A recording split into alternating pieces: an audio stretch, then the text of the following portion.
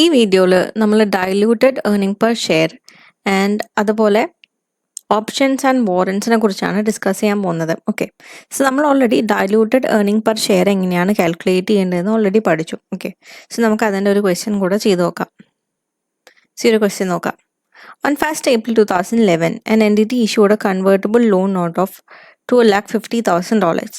The loan note carries an effective interest rate of 8%. Each $100 nominal of the loan stock will be convertible in 2016 to 2019 into the number of ordinary shares set out below. Okay. On 31st December 2016, 124 shares.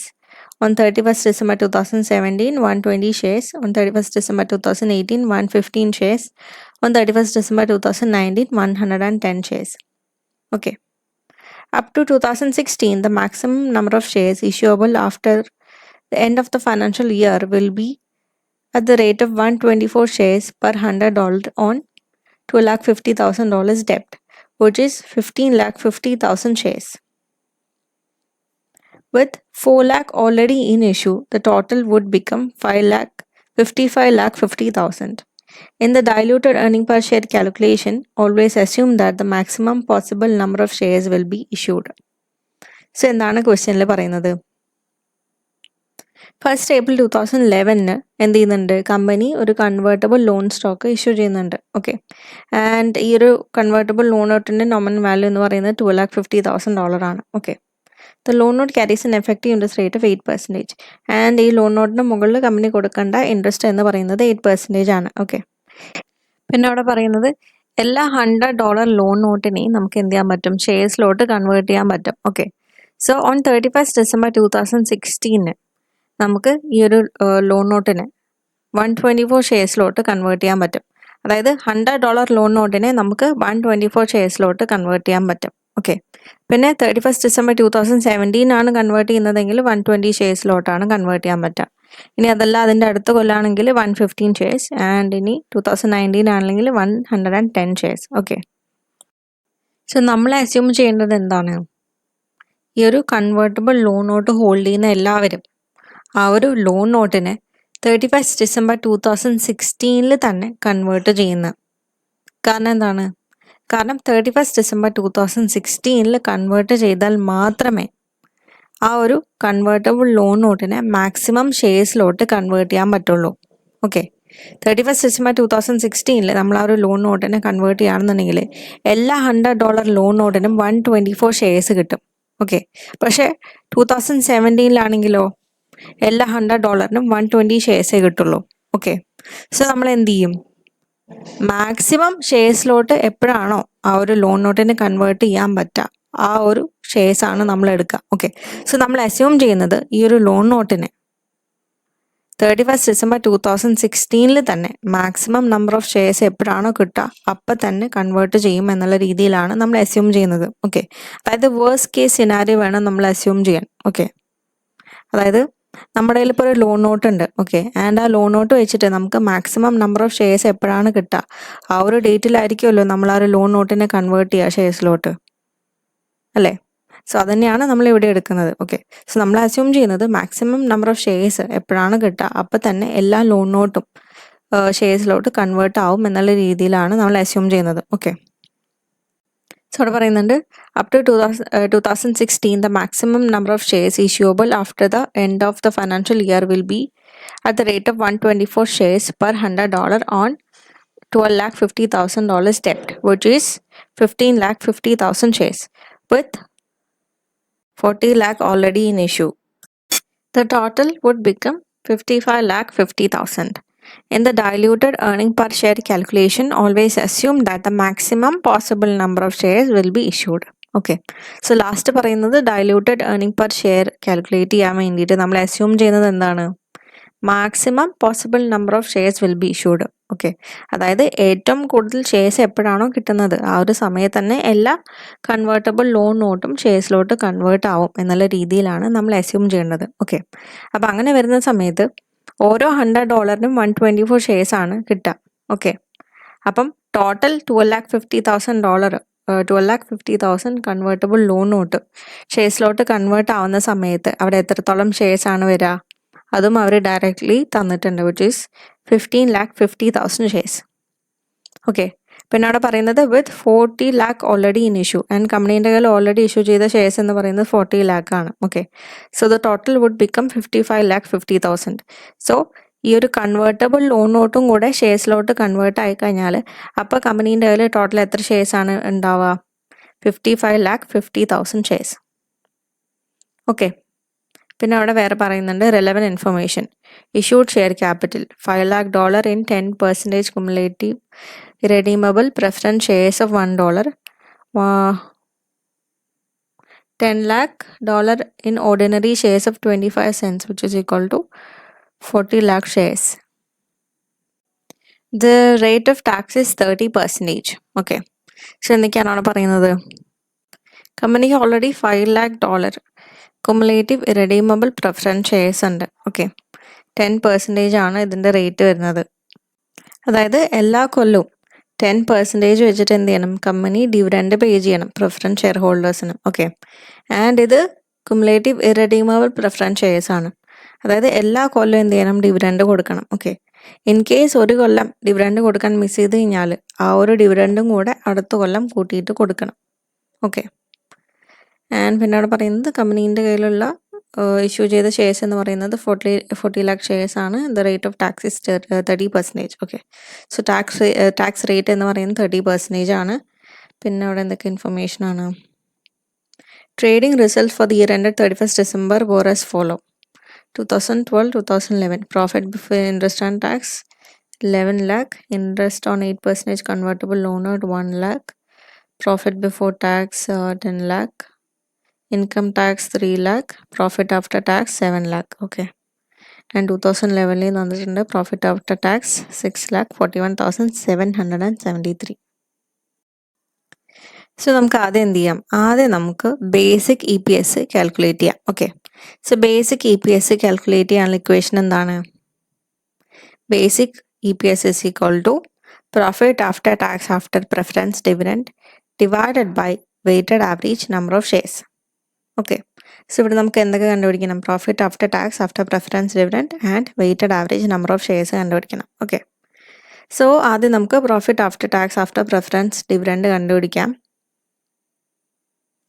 So നമുക്ക് അവിടെ already ക്വസ്റ്റ്യനിൽ 2012-ൻ്റെയും അതുപോലെ 2011-ൻ്റെയും എന്ത് തന്നിട്ടുണ്ട്? Profit after tax തന്നിട്ടുണ്ട്. Okay, so 2012-ൻ്റെ 7 lakhും 2011-ൻ്റെ 6,41,773 ആണ്. Okay, നമുക്ക് കണ്ടുപിടിക്കേണ്ടത് profit after tax after preference dividend ആണ്. ഓക്കെ, നമുക്കവിടെ പ്രോഫിറ്റ് ആഫ്റ്റർ ടാക്സ് ആണ് തന്നിരിക്കുന്നത്. Okay, so profit after tax after preference dividend കണ്ടുപിടിക്കാൻ വേണ്ടിയിട്ട് നമ്മൾ എന്ത് ചെയ്യണം? പ്രിഫറൻസ് ഡിവിഡൻഡ് കൊടുത്തു കഴിഞ്ഞിട്ടുള്ള പ്രോഫിറ്റ് എത്രയാണെന്ന് കണ്ടുപിടിക്കണം. ഓക്കെ, സോ പ്രിഫറൻസ് ഡിവിഡൻഡും അവിടെ എത്രയാണെന്ന് നമുക്ക് കറക്റ്റ് തന്നിട്ടുണ്ട്. Okay, $5 lakh in 10% cumulative redeemable preference shares of $1. Okay, so 10% ആണ് എന്ത് വരുന്നത്? പ്രിഫറൻസ് ഡിവിഡൻഡ് വരുന്നത്. അപ്പോൾ 5 lakhൻ്റെ 10% എത്രയാണ്? 5 lakh into 10%, which is equal to 50,000. Okay, so 50,000 ആണ് ഡിവിഡൻഡ്, പ്രിഫറൻസ് ഡിവിഡൻഡ്. സോ നമ്മൾ എന്ത് ചെയ്യും? ഈ ഒരു പ്രോഫിറ്റ് ആഫ്റ്റർ ടാക്സിൽ നിന്ന് ഡിവിഡൻഡും കൂടെ പ്രിഫറൻസ് ഡിവിഡൻഡും കൂടെ നമ്മൾ എന്ത് ചെയ്യും? മൈനസ് ചെയ്യും. സോ 2012-ലെ പ്രോഫിറ്റ് ആഫ്റ്റർ ടാക്സ് 7 lakh ആണ്. 2011-ലെ 6,41,773 ആണ്. സോ ഇത് രണ്ടെണ്ണത്തിൽ നിന്ന് നമ്മൾ എന്ത് മൈനസ് ചെയ്യും? പ്രിഫറൻസ് ഡിവിഡൻഡ് മൈനസ് ചെയ്യും. -50,000 -50,000. അപ്പോൾ നമുക്ക് profit after tax after preference dividend കിട്ടും. എത്രയാണ്? 6 lakh. 2012-ലെ 6,50,000 ആൻഡ് 2011-ലെ 5,91,773. ഓക്കെ, സോ നമുക്കിപ്പോൾ profit after tax after preference dividend കിട്ടി. ഇനി നമ്മൾ എന്താ കണ്ടുപിടിക്കേണ്ടത്? Weighted average number of shares. Okay, so weighted average number of shares നമുക്ക് ഇവിടെ ഡയറക്റ്റ്ലി തന്നിട്ടുണ്ട്. എത്രയാണ്? Shares in issue 40 lakh. Okay, so 40 lakh shares ആണ് എന്ത്? Weighted average number of shares. Okay, so നമുക്ക് അങ്ങോട്ട് അടുത്ത് എഴുതാം. സോ ഷെയർസിൻ്റെ അവിടെ 40 lakh. ഓക്കെ, ഇനി നമ്മൾ എന്ത് ചെയ്യണം, ഇത് കാൽക്കുലേറ്റ് ചെയ്യണം. സോ 2012 ബേസിക് EPS എന്ന് പറയുന്നത് $6,50,000 divided by 40 lakh which is equal to $0.6125 കിട്ടും. ഓക്കെ, ഇതിനെ സെൻസിലോട്ട് കൺവേർട്ട് ചെയ്യുകയാണെന്നുണ്ടെങ്കിൽ നമ്മൾ എന്ത് ചെയ്യും, ഇൻറ്റു 100 ചെയ്യും. അപ്പോൾ നമുക്ക് 16.25 കിട്ടും, 16.25 cents. ഓക്കെ, ഇനി അതുപോലെ തന്നെ 2011 ബേസിക് EPS എത്രയാണ്, 5,91,773 divided by 40 lakh which is equal to 0.147 കിട്ടും. ഓക്കെ, സോ ഇതിന് സെൻസിലോട്ട് കൺവേർട്ട് ചെയ്യണമെങ്കിൽ ഇൻറ്റു 100 ചെയ്യും. അപ്പോൾ നമുക്ക് 14.79 cents കിട്ടും. ഓക്കെ, സോ നമ്മളിപ്പം ബേസിക് EPS കാൽക്കുലേറ്റ് ചെയ്തു. ഇനി നമുക്ക് അടുത്തത് കാൽക്കുലേറ്റ് ചെയ്യേണ്ടത് ഡൈല്യൂട്ടഡ് ഏർണിംഗ് പെർ ഷെയർ ആണ്. Okay, so diluted earning per share calculate ചെയ്യാനുള്ള ഇക്വേഷൻ എന്താണ്, profit after tax after preference dividend divided by after tax interest savings, profit after tax after preference dividend plus after tax interest savings divided by weighted average number of shares plus potential shares. Okay, so 2012 2011 profit after tax after preference dividend weighted average number of shares നമുക്കറിയാം. Okay, നമ്മൾ കണ്ടുപിടിക്കേണ്ടത് എന്താണ്, after tax interest savings എത്രയാണെന്ന് കണ്ടുപിടിക്കണം, അതുപോലെ potential shares എത്രയാണെന്ന് കണ്ടുപിടിക്കണം. Okay, so potential shares already ക്വസ്റ്റ്യനിൽ തന്നിട്ടുണ്ട്, അതവിടെ ഇരിക്കട്ടെ. നമുക്ക് ആദ്യം എന്ത് കണ്ടുപിടിക്കാം, ആഫ്റ്റർ ടാക്സ് ഇൻട്രസ്റ്റ് സേവിങ്സ് കണ്ടുപിടിക്കാം. Okay, so after tax interest savings എന്താണെന്നൊക്കെ ഞാൻ ഇതിന് മുന്നത്തെ ഡൈലൂട്ടഡ് ഏർണിംഗ് പെർ ഷെയർ എന്ന് പറയുന്ന വീഡിയോയിൽ എക്സ്പ്ലെയിൻ ചെയ്തിട്ടുണ്ട്. സോ എന്തെങ്കിലും കൺഫ്യൂഷൻ ഉള്ളവർ ആ ഒരു വീഡിയോ കാണാം. ഓക്കെ, സോ ഇവിടെ ഈ ഒരു ലോൺ നോട്ടിൻ്റെ മുകളിൽ എത്രയാണ് ഇൻട്രസ്റ്റ് കൊടുക്കുന്നത്, 8% ആണ്. ഓക്കെ, സോ $12,50,000 ആണ് ലോൺ നോട്ടിൻ്റെ നോമിനൽ വാല്യൂ വരുന്നത്. ഓക്കെ, സോ $12,50,000 ഇൻറ്റു 8% എത്രയാണ് കിട്ടുക, so which is equal to 1 lakh കിട്ടും. ഓക്കെ, സോ 1 lakh ആണ് ഇൻട്രസ്റ്റ് വരുന്നത്. ഓക്കെ, $12,50,000 ഇൻറ്റു 8% ചെയ്യുന്ന സമയത്ത് നമുക്ക് 1 lakh കിട്ടും. ഓക്കെ, സോ ഈ ഒരു ഇൻട്രസ്റ്റ് കൊടുക്കണം. പക്ഷേ ഇവിടെ ആ ഒരു ലോൺ നോട്ട് എല്ലാം ഷെയർസിലോട്ട് കൺവേർട്ട് ആവുന്നതും കൊണ്ട് നമ്മൾ ഇൻട്രസ്റ്റ് കൊടുക്കേണ്ട ആവശ്യമുണ്ടോ, ഇല്ല. സോ ആ ഒരു ഇൻട്രസ്റ്റ് കൊടുക്കേണ്ട ആവശ്യമില്ല. സോ നമുക്ക് അവിടെ 1 lakh ഇൻട്രസ്റ്റ് കൊടുക്കേണ്ട ആവശ്യമില്ല. ഓക്കെ, സോ ആ ഒരു 1 lakh നമുക്ക് സേവ് ചെയ്യാൻ പറ്റി.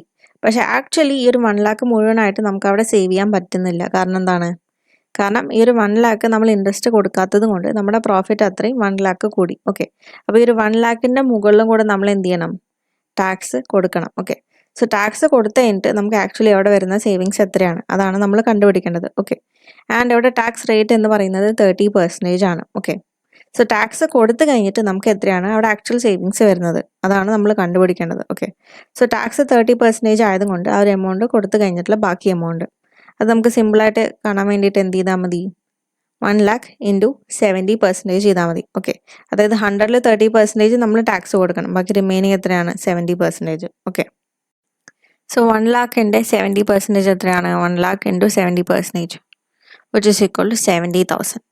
സോ 70,000 ആണ് എന്ത്, 2012 after tax interest savings. Okay, so നമുക്ക് ഈ ഒരു എമൗണ്ട് അങ്ങോട്ട് എടുത്ത് എഴുതാം. After tax interest savings 2012 70,000. Okay, ഇനി നമുക്ക് എന്ത് ചെയ്യണം, 2011 ആഫ്റ്റർ ടാക്സ് ഇൻട്രസ്റ്റ് സേവിങ്സ് കണ്ടുപിടിക്കണം. ഓക്കെ, സോ 2011 നമുക്ക് ഇങ്ങനെ തന്നെ കണ്ടുപിടിക്കാൻ പറ്റും. പക്ഷേ അവിടെ ഒരു കാര്യം ശ്രദ്ധിക്കാനുണ്ട്, അതിന് വേണ്ടിയിട്ട് ക്വസ്റ്റ്യൻ്റെ തുടക്കം എടുക്കാം.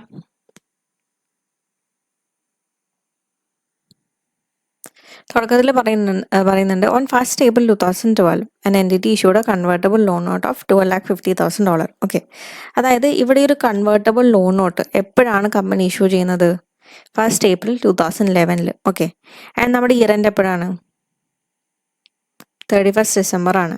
ഓക്കെ, അപ്പം ഫസ്റ്റ് ഏപ്രിൽ 2011 മുതൽക്ക് 31st December വരെ അവിടെ എത്ര സമയമാണുള്ളത്, അതായത് ഇയർ സ്റ്റാർട്ടിലല്ല അവിടെ ആ ഒരു ലോൺ നോട്ട് ഇഷ്യൂ ചെയ്തിരിക്കുന്നത്. ഇയർ സ്റ്റാർട്ട് എപ്പോഴാണ്? 1st ജാനുവരിയാണ്. ഓക്കെ, ഇയർ സ്റ്റാർട്ടിലല്ല ഈ ഒരു കൺവേർട്ടബിൾ ലോൺ നോട്ട് ഇഷ്യൂ ചെയ്തിരിക്കുന്നത്. ഓക്കെ, 1st ഏപ്രിലാണ്.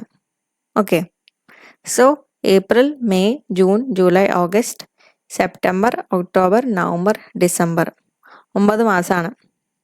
ഓക്കെ, സോ 1st ഏപ്രിൽ 2011 ആണ് ഈ ഒരു ലോൺ നോട്ട് ഇഷ്യൂ ചെയ്തിരിക്കുന്നത്. അതുകൊണ്ട് തന്നെ നമ്മൾ എന്ത് ചെയ്താൽ മതി? ഈ ഒരു കൊല്ലത്തെ ഇൻട്രസ്റ്റ് ആയ 8% നമ്മൾ ഈ ഒരു ലോൺ നോട്ടിൻ്റെ മുകളിൽ കാൽക്കുലേറ്റ് ചെയ്യേണ്ട ആവശ്യമില്ല. ഓക്കെ, നമുക്ക് 9 മാസത്തെ ഇൻട്രസ്റ്റ് കാൽക്കുലേറ്റ് ചെയ്താൽ മതി. ഓക്കെ, സോ നമുക്ക് എന്ത് ചെയ്യാം? 9 മാസം ഇൻട്രസ്റ്റ് കാൽക്കുലേറ്റ് ചെയ്യാം. സോ എങ്ങനെയാണ്? ലോൺ നോട്ടിൻ്റെ നോമിനൽ വാല്യൂ എന്ന് പറയുന്നത് $250,000 ആണ്. അപ്പോൾ നമ്മൾ എന്ത് ചെയ്യും? $250,000 ഇൻറ്റു 8% ചെയ്യും. ഓക്കെ, അപ്പോഴാണ് നമുക്ക് നേരത്തെ 1 lakh കിട്ടിയത്. സോ 1 lakh എന്നത് ഒരു കൊല്ലത്തിൻ്റെ ഇൻട്രസ്റ്റ് ആണ്. ഓക്കെ, പക്ഷെ നമുക്കിവിടെ ഒരു കൊല്ലത്തിൻ്റെ ഇൻട്രസ്റ്റ് ആവശ്യമില്ല. കാരണം എന്താണ്?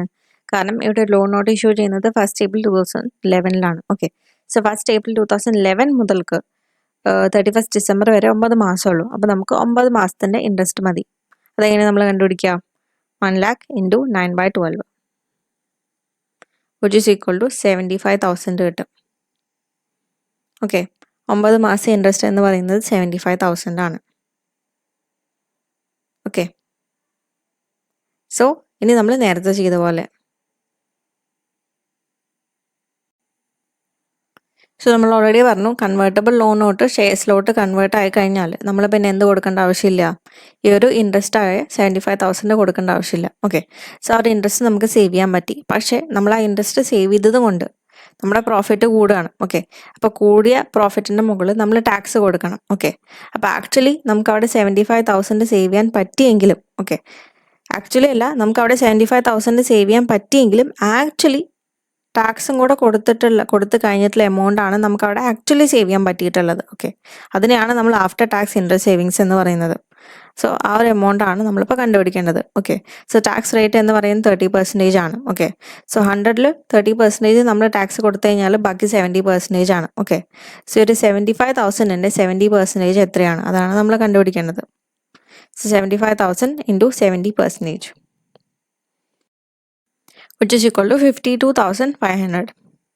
ആഫ്റ്റർ ടാക്സ് ഇൻട്രസ്റ്റ് സേവിങ്സ് എന്ന് പറയുന്നത് 52,500 ആണ്. ഓക്കെ, സോ നമുക്കത് അങ്ങോട്ട് എടുത്ത് എഴുതാം.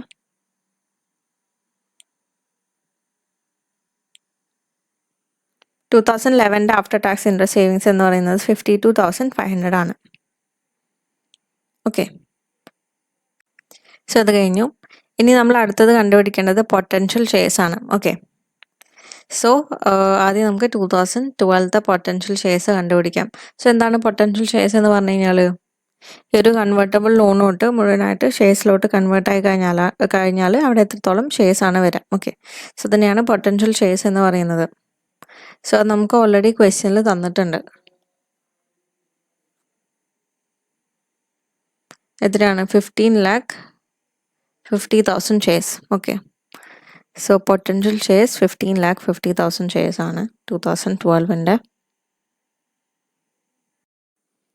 ഇനി നമ്മൾ അടുത്തത് കണ്ടുപിടിക്കേണ്ടത് 2011 പൊട്ടൻഷ്യൽ ഷെയർസ് ആണ്. ഓക്കെ, സോ നമുക്കറിയാം 2011 ഇവിടെ കൺവേർട്ടബിൾ ലോൺ നോട്ട് ഇഷ്യൂ ചെയ്തിരിക്കുന്നത്. ഓക്കെ, എപ്പോഴാണ്?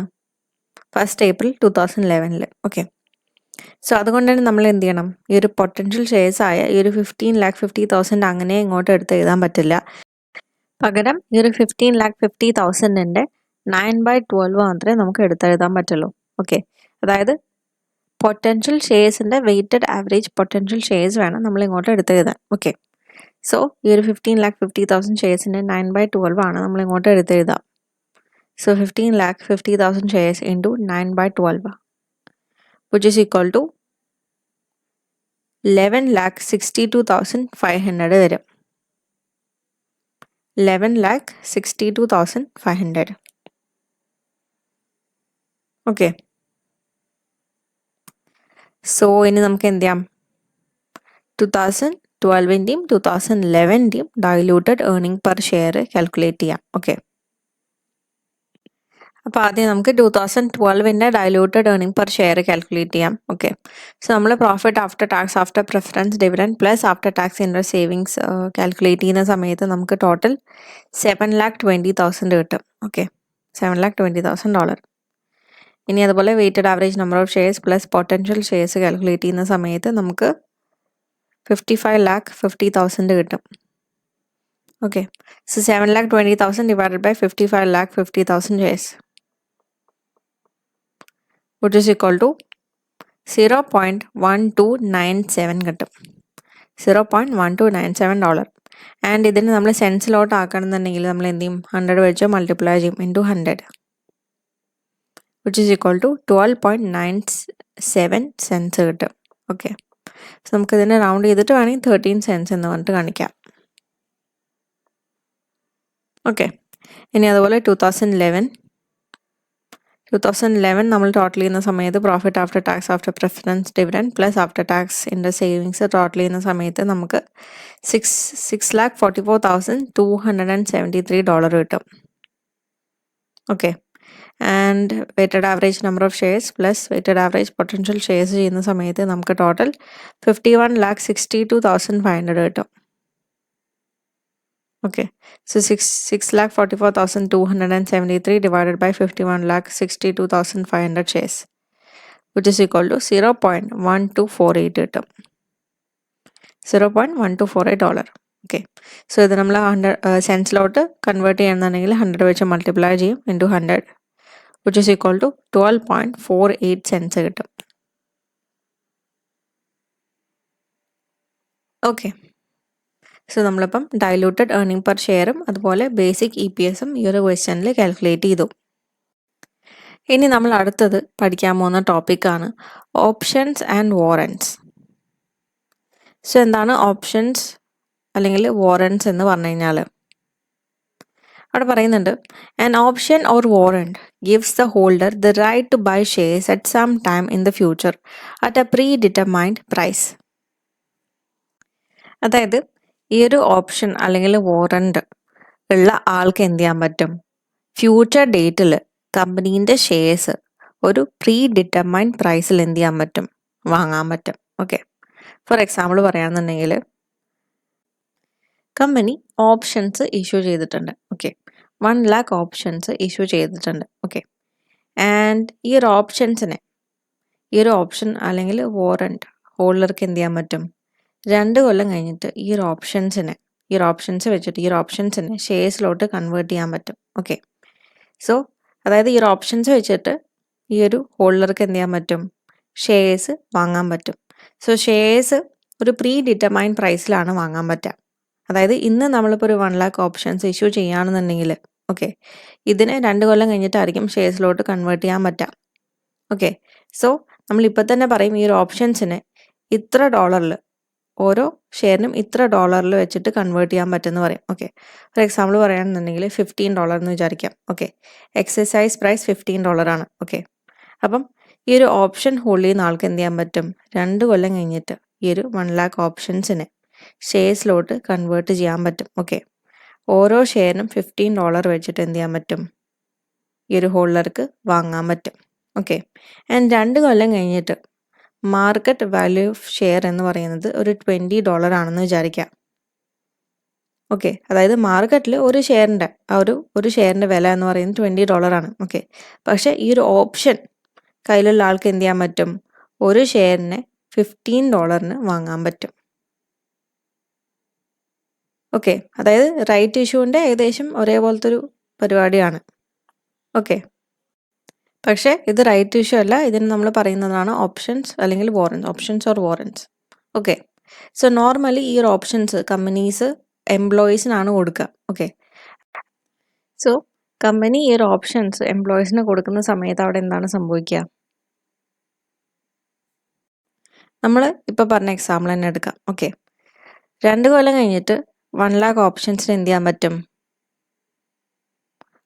ഓരോ ഓപ്ഷനെയും $15 വെച്ചിട്ട് ഓരോ ഷെയർ വാങ്ങാൻ പറ്റും. ഓക്കെ, ആൻഡ് ഇപ്പോഴത്തെ കമ്പനീൻ്റെ ഷെയർ പ്രൈസ് എന്ന് പറയുന്നത്, അതായത് പ്രസൻറ്റിൽ കമ്പനീൻ്റെ ഷെയർ പ്രൈസ് എന്ന് പറയുന്നത് ഒരു $13 ആണെന്ന് വിചാരിക്കാം. ഓക്കെ, 2 കൊല്ലം കഴിഞ്ഞിട്ട് ഓരോ ഷെയറിൻ്റെയും മാർക്കറ്റ് വാല്യൂ എത്രയാണ്? $20. ഓക്കെ. അപ്പം ഇന്ന് ഞാൻ എന്ത് ചെയ്യാണ്? എൻ്റെ കമ്പനിയിലുള്ള എംപ്ലോയീസിന് ഞാനൊരു ഓപ്ഷൻ കൊടുക്കുകയാണ്. ഓക്കെ. സോ ഞാൻ ഇന്ന് എൻ്റെ എംപ്ലോയീസിൻ്റെ അടുത്ത് പറയാണ്, 2 കൊല്ലം കഴിഞ്ഞിട്ട് ഈ ഒരു ഓപ്ഷൻ വെച്ചിട്ട് നിങ്ങൾക്ക് എന്ത് ചെയ്യാൻ പറ്റും? ഓരോ ഷെയറിനും $15 കൊടുത്തിട്ട് വാങ്ങാൻ പറ്റുമെന്ന് പറയാണ്. ഓക്കെ. അപ്പോൾ എംപ്ലോയീസ് എന്താ ചെയ്യുക? 2 കൊല്ലം ആകുമ്പോഴേക്കും നന്നായിട്ട് കമ്പനീനെ ഗ്രോ ചെയ്യിപ്പിക്കാൻ വേണ്ടി ശ്രമിക്കും. ഓക്കെ. സോ കമ്പനി ഗ്രോ ആയിക്കഴിഞ്ഞാൽ എന്താണ് അവിടെ സംഭവിക്കുക? കമ്പനീൻ്റെ ഷെയർ പ്രൈസ് കൂടും. ഓക്കെ. സോ 2 കൊല്ലം കഴിഞ്ഞിട്ട് കമ്പനീൻ്റെ ഷെയർ പ്രൈസ് ഇപ്പോൾ അവിടെ കാണുന്ന പോലെ $20 ആണ് എന്നുണ്ടെങ്കിൽ ഇവർക്ക് 2 കൊല്ലം കഴിഞ്ഞിട്ട് ഓരോ ഷെയർ മേടിക്കുന്ന സമയത്ത് എംപ്ലോയീസിന് അവിടെ ലാഭമല്ലേ? അതെ. അതായത് മാർക്കറ്റ് പ്രൈസ് എന്ന് പറയുന്നത് മാർക്കറ്റിൽ ഓരോ ഷെയറിൻ്റെ വാല്യൂ എന്ന് പറയുന്നത് $20 ആണ്. ഓക്കെ. പക്ഷേ ഈ ഒരു ഓപ്ഷനുള്ള ആൾക്ക് എന്ത് ചെയ്യാൻ പറ്റും? ഓരോ ഷെയറിനും $15 വാങ്ങാൻ പറ്റും. സോ അവർക്കത് ലാഭമല്ലേ? അപ്പോൾ അവരെന്ത് ചെയ്യും? കമ്പനീനെ ഗ്രോ ചെയ്യിപ്പിക്കാൻ വേണ്ടിയിട്ട് മാക്സിമം ശ്രമിക്കും. ഓക്കെ. സോ എംപ്ലോയീസിന് ഒരു മോട്ടിവേഷനൊക്കെ വേണ്ടിയിട്ട് എന്ത് ചെയ്യും? കമ്പനീസ് ഇതുപോലെ ഓപ്ഷൻസൊക്കെ ഇഷ്യൂ ചെയ്യും. ഓക്കെ. സോ അവിടെ പറയുന്നത് cash is received by the entity at the time the option is exercised and the diluted earning per share calculation must allow for this. അതായത് ഇന്ന് നമ്മൾ ഓപ്ഷൻസ് ഇഷ്യൂ ചെയ്തു. ഓക്കെ. ആൻഡ് നമുക്കറിയാം future ഡേറ്റിൽ ഈ ഒരു ഓപ്ഷൻസ് ഷെയർസിലോട്ട് കൺവേർട്ട് ആവുമെന്നറിയാം. ഓക്കെ. സോ ഇന്ന് നമ്മൾ ഈ ഒരു ഓപ്ഷൻസ് ഇഷ്യൂ ചെയ്ത് കാരണം ഫ്യൂച്ചർ ഡേറ്റിൽ അവിടെ ഷെയർസ് എന്താവും? ഷെയർസ് ഇഷ്യൂ ആവും. ഓക്കെ. സോ ഫ്യൂച്ചർ ഡേറ്റിൽ അവിടെ ഷെയർസ് ഇഷ്യൂ ആവുന്ന സമയത്ത് നമ്മൾ എന്ത് ചെയ്യണം? ഇന്ന് എന്ത് ചെയ്യണം? Diluted earning per share calculate ചെയ്യണം. ഓക്കെ. സോ ഓപ്ഷൻസ് ഓർ വാറൻറ്റിൻ്റെ കേസിൽ നമ്മൾ എന്ത് ചെയ്യണം? Diluted earning per share calculate ചെയ്യണം. ഓക്കെ. കാരണം എന്താണ്? കാരണം നമുക്കറിയാം ഓപ്ഷൻസ് ആൻഡ് വാറൻറ്റ്സ് ഒരു ഫ്യൂച്ചർ ഡേറ്റിൽ ഷെയർസിലോട്ട് കൺവേർട്ട് ആവും. സോ ഷെയർസിലോട്ട് കൺവേർട്ട് ആവുന്ന സമയത്ത് ഏർണിംഗ് പെർ ഷെയറിൽ ഡൈല്യൂഷൻ വരും. സോ അതുകൊണ്ടാണ് നമ്മൾ എന്ത് കാൽക്കുലേറ്റ് ചെയ്യുന്നത്? Diluted earning per share. Okay. So ഓപ്ഷൻസിൻ്റെ കേസിൽ നമ്മൾ എങ്ങനെയാണ് diluted earning per share calculate ചെയ്യേണ്ടത്? Okay. Profit after tax after preference dividend divided by weighted average number of shares plus extra shares. Okay. ഇതിൽ എക്സ്ട്രാ ഷെയർസ് നമ്മൾ calculate ചെയ്യേണ്ട ഇക്വേഷനാണ് number of options into fair value minus exercise price divided by fair value. Okay. So നമുക്ക് എന്ത് ചെയ്യാം? ഒരു question വെച്ചിട്ട് ഇത് ബെറ്റർ ആയിട്ട് എക്സ്പ്ലെയിൻ ചെയ്യാം. Okay. So question: On 1st January 2017, an entity had 4 million ordinary shares in issue and issued options for a further million shares. The profit for the year to 31st December 2017 was $5 lakh. During the year to 31st December 2017, the average fair value of one ordinary share was $3 and the exercise price for the shares under option was $2. Calculate basic earning per share and diluted earning per share for the year ended 31st December 2017. 1st January 2017 കമ്പനീൻ്റെ കയ്യിൽ already issue ചെയ്ത shares എന്ന് പറയുന്നത് 4 million ordinary shares ആണ്. Okay. And issued options four A further million shares and 1 million ഷെയർസിനും കൂടെ എന്ത് ചെയ്തു? Options issue ചെയ്തിട്ടുണ്ട്. Okay. The profit for the year to 31st December 2017 was $5 lakh and profit for the year എന്ന് പറയുന്നത് $5 lakh ആണ്. During the year to 31st December 2017, the average fair value of one ordinary share was $3. അതായത് average fair value of one share എന്ന് പറയുന്നത് $3 ആണ്. Okay. അതായത് ആ ഒരു കൊല്ലത്തെ average fair value of share. Okay. അതെന്ന് പറയുന്നത് $3 ആണ്. And the exercise price for the shares under option was $2. Okay. So ഈ ഒരു ഓപ്ഷനെ എക്സസൈസ് ചെയ്യുന്ന സമയത്ത് ഒരു ഷെയറിന് $2 വെച്ചിട്ട് വാങ്ങാൻ പറ്റും. Okay. Calculate basic EPS and diluted earning per share for the year ended 31st December 2017. Okay. So നമ്മളുടെ EPSും ബേസിക് EPSും ഡൈലൂട്ടഡ് ഏർണിംഗ് പെർ ഷെയറും ആണ് അവിടെ കാൽക്കുലേറ്റ് ചെയ്യാൻ പറഞ്ഞിട്ടുള്ളത്. ഓക്കെ. സോ നമുക്ക് ആദ്യം എന്ത് ചെയ്യാം? ആദ്യം നമുക്ക് diluted earning per share calculate ചെയ്യാം. ഓക്കെ. സോ ഓപ്ഷൻ്റെ കേസിൽ നമ്മൾ എങ്ങനെയാണ് diluted earning per share calculate ചെയ്യുന്നത്? ഇക്വേഷൻ എന്താണ്? Profit after tax after preference dividend divided by weighted average number of shares plus extra shares. So നമ്മളൊരു ഇക്വേഷൻ വെച്ചിട്ട് ഇത് calculate ചെയ്യുന്നതിന് മുന്നേ നമുക്ക് എന്ത് ചെയ്യാം? കുറച്ച് കാര്യങ്ങൾ നോക്കാം. ഓക്കെ. സോ ഈ ഒരു ഓപ്ഷൻ ഷെയർസിലോട്ട് കൺവേർട്ട് ആവുകയാണ് എന്നുണ്ടെങ്കിൽ അവിടെ ടോട്ടൽ എത്ര എമൗണ്ട് ആണ് വരിക?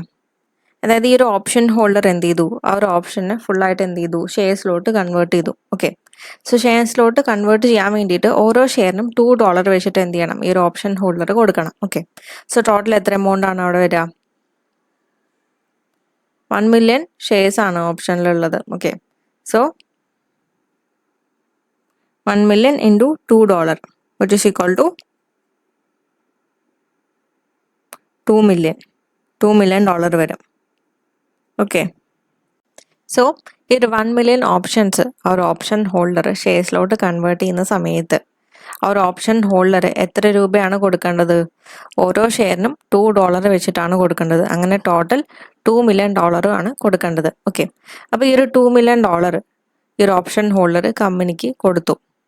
ഓക്കെ, അതായത് ഇത്രത്തോളം ഓപ്ഷൻസ് ഷെയർസിലോട്ട് കൺവേർട്ട് ആവുന്ന സമയത്ത് ഓരോ ഓപ്ഷനും $2 വെച്ചിട്ട് കൊടുക്കണം. ഓക്കെ, അപ്പോൾ എന്ത് ചെയ്യാണ്, ഓപ്ഷൻ ഹോൾഡർ ഓരോ ഷെയറിനും $2 വെച്ചിട്ട് ടോട്ടൽ $2 million എന്ത് ചെയ്യാണ്, കമ്പനിക്ക് കൊടുക്കുകയാണ്. ഓക്കെ, ഈ ഒരു ഓപ്ഷനെ ഷെയറിലോട്ട് കൺവേർട്ട് ചെയ്യാൻ വേണ്ടിയിട്ട്. ഇപ്പം കമ്പനിക്ക് ഒരു $2 million കിട്ടിയിട്ടുണ്ട് അല്ലേ?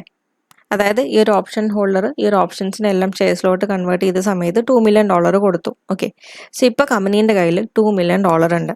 ഓക്കെ, അപ്പോൾ കമ്പനി വിചാരിക്കുകയാണ് ഈ ഒരു $2 million കമ്പനിക്ക് ഇപ്പോൾ കിട്ടിയ ഈ ഒരു $2 million വെച്ചിട്ട് കമ്പനിക്ക് കുറച്ച് ഷെയർസ് എന്ത് ചെയ്യണം, ബൈ ബാക്ക് ചെയ്യണം എന്ന് വിചാരിക്കുകയാണ്. ഓക്കെ, അപ്പം എത്രത്തോളം ഷെയർസ് ആണ് ഈ ഒരു $2 million വെച്ചിട്ട് കമ്പനിക്ക് ബൈ ബാക്ക് ചെയ്യാൻ പറ്റുന്നത് മാർക്കറ്റിൽ നിന്ന്? ഓക്കെ, മാർക്കറ്റിൽ നിന്ന് കമ്പനീൻ്റെ കയ്യിൽ ഇപ്പം എത്ര രൂപയുണ്ട്? $2 million ഉണ്ട്. ഓക്കെ, സോ ഈ ഒരു $2 million വെച്ചിട്ട് കമ്പനിക്ക് മാർക്കറ്റിൽ നിന്ന് കുറച്ച് ഷെയർസ് ബൈ ബാക്ക് ചെയ്യണം.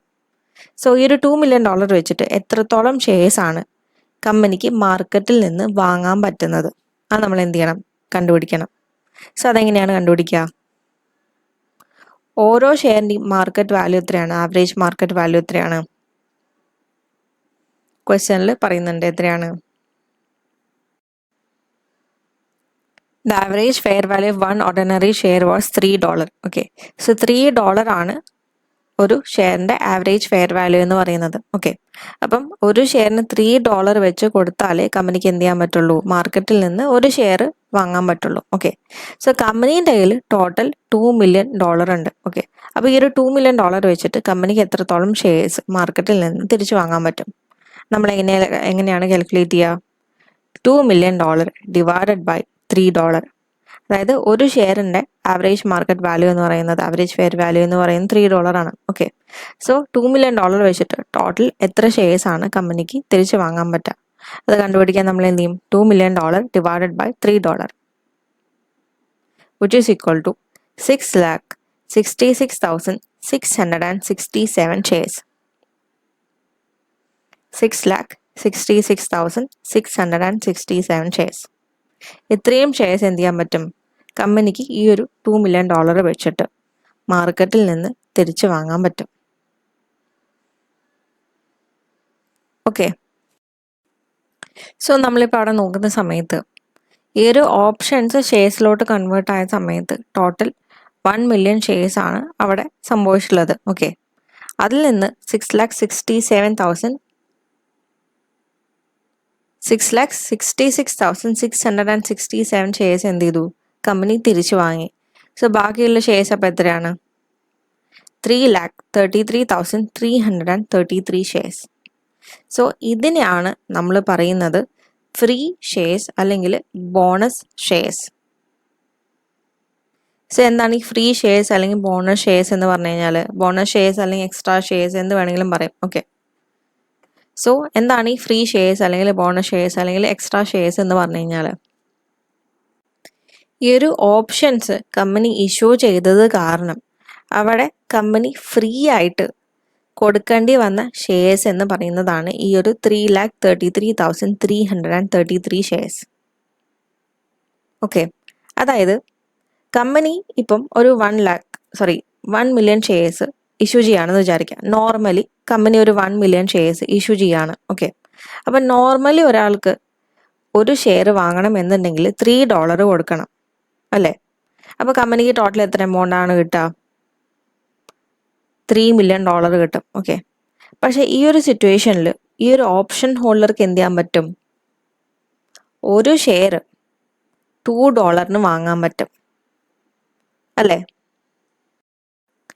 അങ്ങനെ ഈ ഒരു 1 million ടോട്ടൽ ഷെയർസ് ആ ഒരു ഓപ്ഷൻ ഹോൾഡർ വാങ്ങണം എന്നുണ്ടെങ്കിൽ ടോട്ടൽ ആ ഒരു ഓപ്ഷൻ ഹോൾഡർ $2 million കൊടുക്കണം. ഓക്കെ, സോ $2 million ആ ഒരു ഓപ്ഷൻ ഹോൾഡർ കൊടുത്ത സമയത്ത് ആ ഒരു ഓപ്ഷൻ ഹോൾഡർക്ക് എത്ര ഷെയർസ് കിട്ടി? 1 million ഷെയർസ് കിട്ടി. ഓക്കെ, പക്ഷെ ആക്ച്വലി വേറൊരാളുടെ കയ്യിൽ ഈ ഒരു $2 million ആണ് ഉള്ളതെങ്കിൽ അയാൾക്ക് എത്ര ഷെയർസ് മാത്രമേ കിട്ടുള്ളൂ? 6,66,667 ഷെയർസ്. ഓക്കെ, അപ്പം ബാക്കി റിമൈനിങ് ആയിട്ടുള്ള ഷെയർസ് എന്ന് പറയുന്നത് ഈ ഒരു ഓപ്ഷൻ ഹോൾഡർക്ക് ബോണസ് ആയിട്ട് കിട്ടിയിട്ടുള്ള ഷെയർസ് ആണ്. അതെന്ന് പറയുന്നതാണ് 3,33,333 ഷെയർസ്. ഓക്കെ, സിമ്പിളായിട്ട് പറയുന്നുണ്ടെങ്കിൽ, വളരെ സിമ്പിളായിട്ട് പറയണമെന്നുണ്ടെങ്കിൽ, കമ്പനി 1 million ഷെയർസ് ഇഷ്യൂ ചെയ്തു. ഓക്കെ, സോ ഈ ഒരു ഓപ്ഷൻ ഹോൾഡർക്ക് എന്ത് ചെയ്യാൻ പറ്റും? ഈ ഒരു 1 million ഷെയർസിനെ $2 വെച്ചിട്ട് വാങ്ങാൻ പറ്റും. ഓരോ ഷെയറും $2 കൊടുത്തിട്ട് വാങ്ങാൻ പറ്റും. ഓക്കെ, അപ്പോൾ ഓപ്ഷൻ ഹോൾഡർ എന്ത് ചെയ്തു? ഓരോ ഷെയറും $2 വെച്ചിട്ട് ടോട്ടൽ $2 million എന്ത് ചെയ്തു? കൊടുത്തു. ഓക്കെ, നോർമലി വേറൊരാളുടെ പെർസ്പെക്റ്റീവിൽ നിന്ന് നോക്കുന്ന സമയത്ത് അയാളുടെ കയ്യിൽ $2 million ഉള്ളൂ. ഓക്കെ, സോ ഈ ഒരു $2 million വെച്ചിട്ട് അയാൾക്ക് എന്ത് ചെയ്യണം? കമ്പനീൻ്റെ ഷെയർസ് പർച്ചേസ് ചെയ്യണം. ഓക്കെ, സോ അങ്ങനെ പർച്ചേസ് ചെയ്യേണ്ട സമയത്ത് ഓരോ ഷെയറിനും $3 വെച്ചിട്ട് എന്ത് ചെയ്യണം? അയാൾ കൊടുക്കണം. ഓക്കെ, അയാളുടെ കയ്യിലുള്ളത് ആകെപ്പാട് $2 million ആണ്. ഓക്കെ, ആൻഡ് ഓരോ ഷെയറിനും $3 വെച്ചിട്ട് എന്ത് ചെയ്യണം?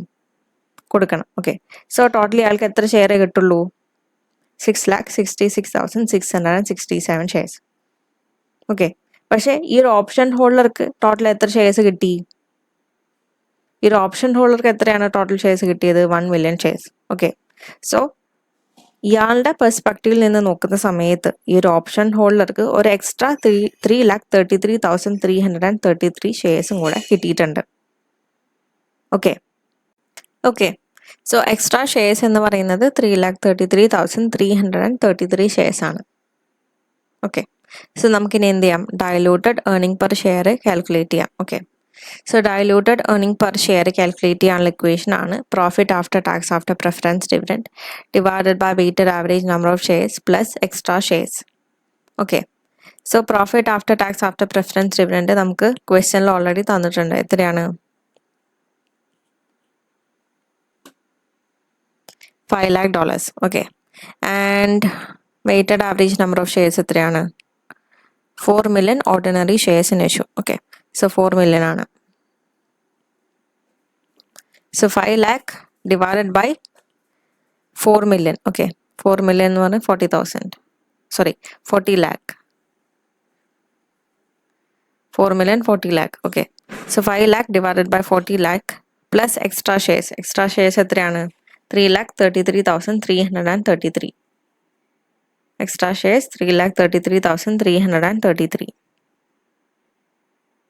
Okay, so 5 lakh divided by 43,33,333 shares, which is equal to 0.1153 വരും. ഓക്കെ, ആൻഡ് ഇതിനെ നമ്മൾ സെൻസിലോട്ട് ആക്കണമെന്നുണ്ടെങ്കിൽ ഇൻറ്റു 100 ചെയ്യുക. അപ്പം 11.5 കിട്ടും. 11.5 cents. ഓക്കെ, സോ ഇനി നമുക്ക് എന്ത് ചെയ്യാം? വേറൊരു ക്വസ്റ്റ്യൻ കൂടെ സോൾവ് ചെയ്ത് നോക്കാം. Question: An entity had 8.28 million shares in issue at the start of the year and made no issue of shares during the year ended 31st December 2014. But on that date, there were outstanding options to purchase 9,20,000 ordinary $1 shares at $1.70 per share. The average fair value of ordinary shares was $1.80. Earnings for the year ended 31st December 2014 were $22,08,000. Calculate the diluted earning per share for the year ended 31st December 2014. Okay, so നമുക്ക് ആദ്യം എന്ത് ചെയ്യാം? Equation എഴുതാം. Okay, so diluted earning per share എങ്ങനെയാണ് നമ്മൾ calculate ചെയ്യുക? Diluted earning per share is equal to profit after tax after preference dividend divided by weighted average number of shares plus extra shares. Okay, so ഇവിടെ profit after tax after preference dividend എന്ന് പറയുന്നത് എത്രയാണ്? 22,08,000. Okay. And weighted average number of shares എത്രയാണ്? 8.28 million shares. Okay. അതായത് 82,80,000. 82,80,000 shares. Okay, നമുക്കിനി അവിടെ കണ്ടുപിടിക്കേണ്ടത് extra shares ആണ്.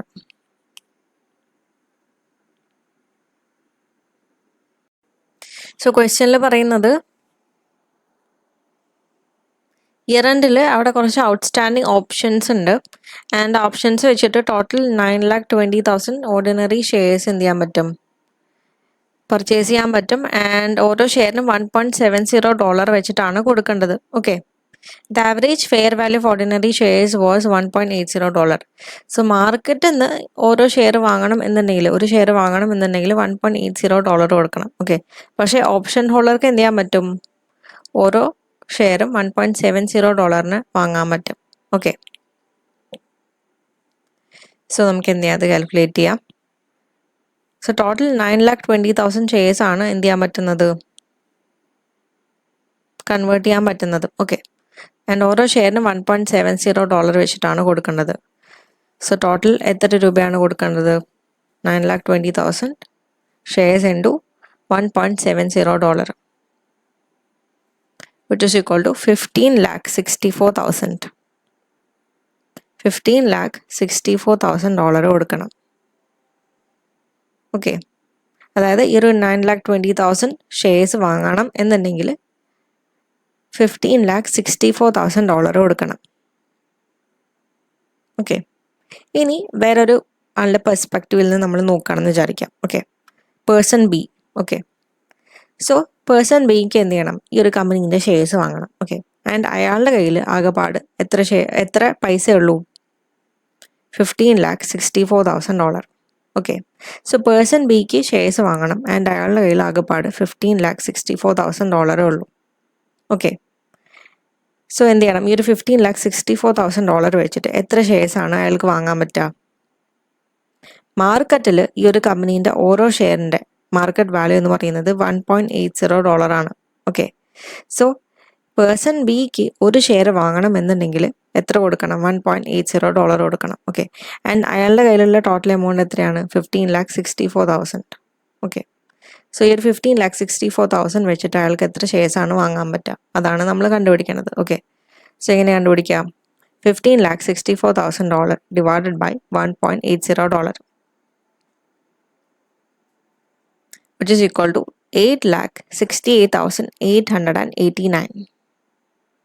ഓക്കെ, സോ പേഴ്സൺ ബിക്ക് ഈ ഒരു കമ്പനീൻ്റെ ഷെയർസ് വാങ്ങണം എന്നുണ്ടെങ്കിൽ ടോട്ടൽ എത്ര ഷെയർസ് ആണ് കിട്ടുക? 8,68,889. ഓക്കെ, പക്ഷേ ഈ ഒരു ഓപ്ഷൻ ഹോൾഡർക്ക് അവിടെ ടോട്ടൽ എത്ര ഷെയർസ് ആണ് കിട്ടിയിരിക്കുന്നത്? 9,20,000 ഷെയർസ്. ഓക്കെ, അപ്പം പേഴ്സൺ ബി നോക്കുകയാണ്, ഈ ഒരു ഓപ്ഷൻസ് അയാളുടെ കയ്യിൽ ഉള്ളത് കൊണ്ട്, അതായത് പേഴ്സൺ ബീൻ്റെ പെർസ്പെക്റ്റീവിൽ നിന്ന് അയാൾ നോക്കുകയാണ്, ഈ ഒരു ഓപ്ഷൻ ഇയാളെ മേടിച്ചതും കൊണ്ട് അയാൾക്ക് ടോട്ടൽ 9,20,000 ഷെയർസ് കിട്ടി. ഓക്കെ, പേഴ്സൺ ബി വാങ്ങുകയാണ് എന്നുണ്ടെങ്കിൽ അയാൾക്ക് ആകെപ്പാട് എത്ര ഷെയർസ് കിട്ടുള്ളൂ? 8,68,889. ഓക്കെ, സോ എത്ര എക്സ്ട്രാ ഷെയർസ് ആണ് ഈ ഒരു ഓപ്ഷൻ ഹോൾഡർക്ക് കിട്ടിയിട്ടുള്ളത്? എങ്ങനെ നമ്മൾ കണ്ടുപിടിക്കുക? 9,20,000 shares divided by 8,68,889 shares, which is equal to 51,111.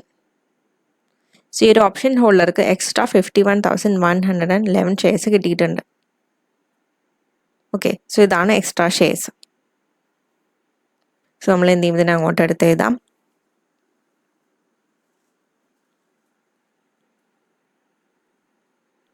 Extra shares 51,111. Okay, ഇനി നമുക്ക് എന്ത് ചെയ്യാം? Diluted earning per share calculate ചെയ്യാം.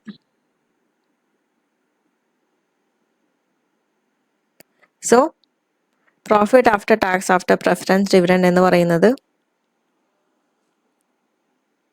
22,08,000 ആണ്. Okay, and weighted average number of shares എന്ന് പറയുന്നത് 82,80,000 ആണ്. 80,000 shares. Okay, plus extra shares എന്ന് പറയുന്നത് 51,111 ഷെയർസ് ആണ്. Okay, so 22 lakh 8,000 divided by 83 lakh 31,111 എത്ര എമൗണ്ട് ആണ് കിട്ടുന്നത്? which is equal to 0.265 കിട്ടും. ഓക്കെ, ആൻഡ് ഇതിനെ നമ്മൾ സെൻസിലോട്ട് കൺവേർട്ട് ചെയ്യണമെന്നുണ്ടെങ്കിൽ multiplied by 100 which is equal to 26.5 cents കിട്ടും.